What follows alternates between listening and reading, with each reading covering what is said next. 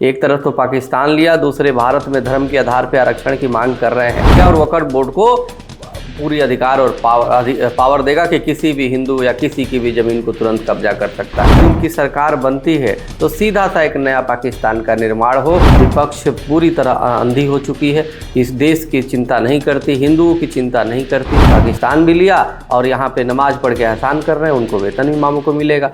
महाराष्ट्र विधानसभा चुनाव को देखते हुए जिस प्रकार से उलेमा बोर्ड ने अपने 17 सूत्री मांगों को दिया है शरद पवार और शिवसेना और कांग्रेस के जो गुटों को, और अपनी मांग रखी है कि हमें 10% मुसलमानों को आरक्षण दिया जाए और वक्फ बोर्ड की बिल का विरोध किया जाए और तमाम ऐसे जो मुस्लिमों के अपने एक नए राष्ट्र बनाने के लिए, जो गजवा हिंद बनाने के लिए उनको चाहिए।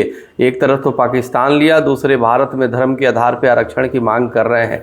ये कहीं ना कहीं कांग्रेस या जो विपक्षी गठबंधन है वो ये चाहते हैं कि देश में पुनः एक पाकिस्तान का निर्माण कैसे हो, किस प्रकार से उनको कट्टरपंथियों का समर्थन प्राप्त होता है और कट्टरपंथी अपने एक मसौदा तैयार करके, एक अपनी मांग तैयार करके रखते हैं ताकि अगर जो उनकी सरकार बनती है तो सीधा सा एक नया पाकिस्तान का निर्माण हो, एक लिटिल पाकिस्तान का निर्माण हो जिसमें वो नाम तो भारत ही है, भारत में ही, लेकिन वो सरकार पाकिस्तान मानसिकता की होगी, उसमें मुस्लिम आरक्षण होगा। इस संविधान में तो धर्म के आधार पर आरक्षण है नहीं, फिर कैसे मिल सकता है उसमें?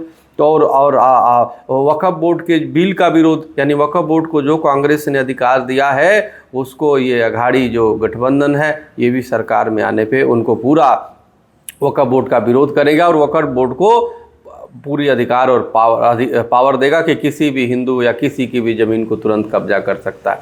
ये कितना निंदनीय है। यानी मुस्लिम तुष्टीकरण में विपक्ष पूरी तरह अंधी हो चुकी है, इस देश की चिंता नहीं करती, हिंदुओं की चिंता नहीं करती, लेकिन उलेमा मौलानाओं को वेतन की चिंता करती है। मौलाना मस्जिद में नमाज पढ़ाएंगे, इमाम नमाज पढ़ाएंगे, उनको सरकारें देगी वेतन। एक भी पुजारियों को कभी वेतन नहीं मिलता, ब्राह्मणों को नहीं मिलता, संतों को नहीं मिलता, लेकिन बस उनको चाहिए। पाकिस्तान भी लिया और यहाँ पे नमाज पढ़ के एहसान कर रहे हैं, उनको वेतन इमामों को मिलेगा। तो इस तरह की मुद्दे बहुत दुर्भाग्यपूर्ण है। यह कहीं ना कहीं एक ऐसी मानसिकता है जो देश को खंड खंड करने पे तुली हुई है।